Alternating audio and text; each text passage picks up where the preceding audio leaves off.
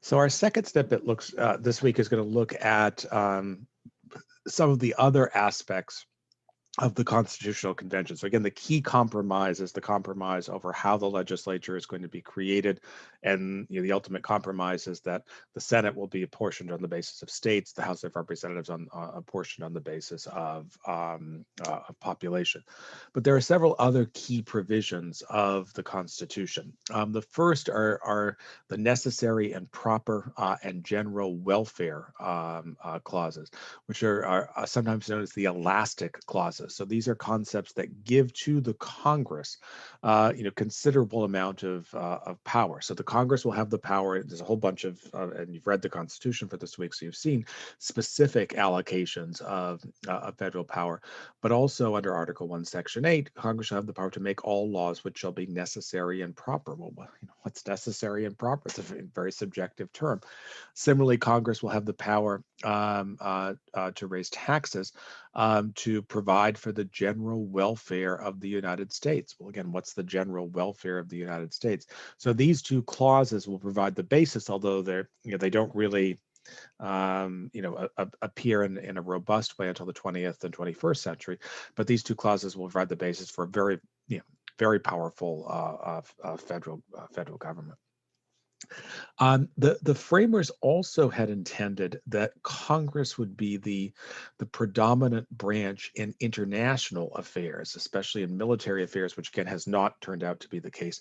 And again, if you've read the Constitution for this week, Article 1, Section 8, which lays out congressional power, gives to the Congress the power to declare war and also the power to grant letters of marque and reprisal, this kind of curious provision.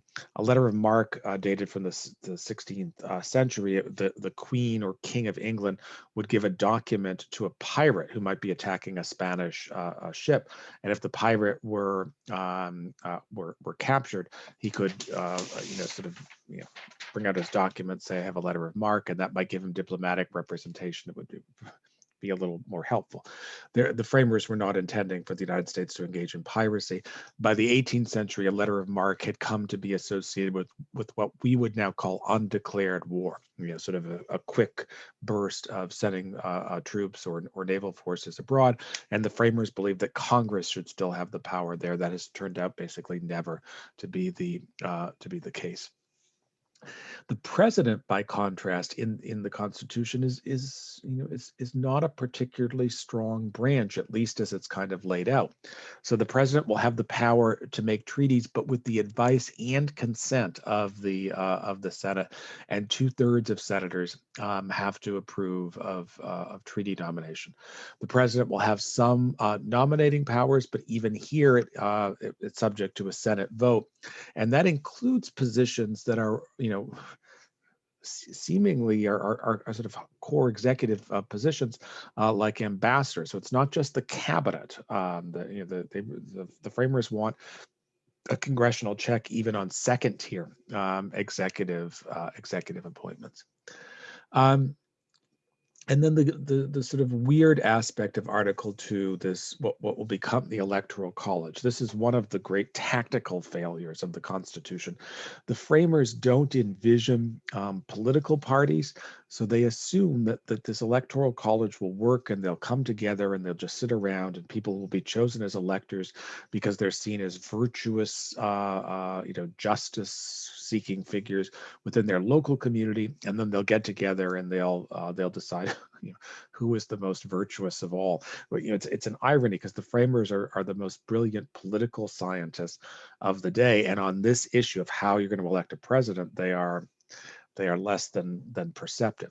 What they do not want is a system in which the people can directly elect the president because they're worried about the passions of the mob, that you'll have a system that will be too open to a demagogue.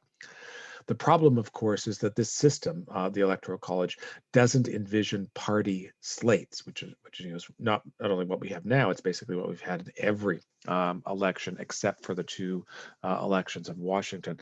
So this is not a provision that really ever works as intended after the election of George Washington. But it's installed very late in the day. at the Constitutional Convention without a tremendous amount of thought or debate. And then with regard to military power, the president is commander in chief of the Army and Navy, but that seems to have been interpreted at the time as basically saying the president, is sort of the top general. He has the authority, he or eventually she has the authority to order, military officials around. The framers, there's virtually no evidence to suggest the framers envisioned the commander in chief clause to be a kind of independent, power where the president gets to order troops abroad without going to Congress. That was a letter of marque clause. They argue that was the congressional role. So there are a variety of sort of compromises here. We have the necessary and proper clause. We have this issue of who's going to be the dominant branch in international affairs. Congress, they intend, and then we have the creation of the Electoral College. Then, of course, and some of these work better than others, but I think you can argue that many of these, especially international affairs and the Electoral College, are tactical failures by the framers. Then there is the great moral failure of the Constitution, and that is how to deal with the issue of slavery. And here the convention delegates have they have a problem.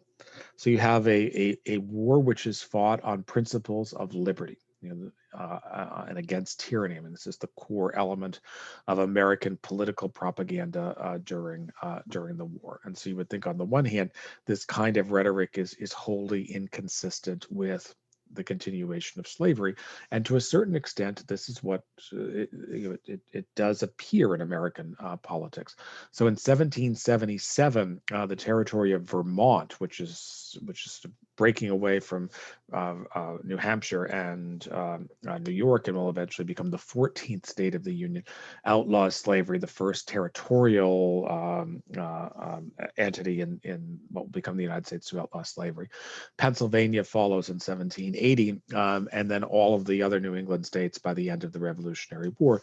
And this historian Gordon Wood from Brown has written, I think, most extensively on this. And Wood's argument, which I think is persuasive, is that the liberty-oriented rhetoric of the Revolutionary period inspired the abolitionist movement in the North, and then a few years after the end of the Revolutionary War, New York and New Jersey also outlaw slavery. And there's some evidence, which I think is relatively convincing, that the people who attended the Constitution, basically hoped slavery would kind of go away, that this pattern of abolition in the North would spread to the South.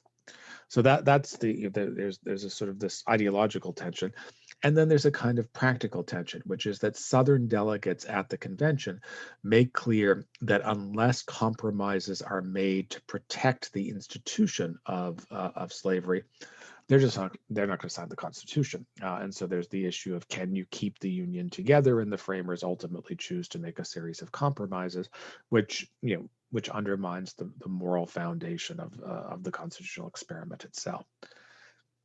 One problem here is that if you look at this map, all of the states that I have here in blue and purple, they are states that tend to have relatively small populations of slaves. New York has the most slaves at in the onset of the Revolution, 21,000 slaves out of a population of 340,000.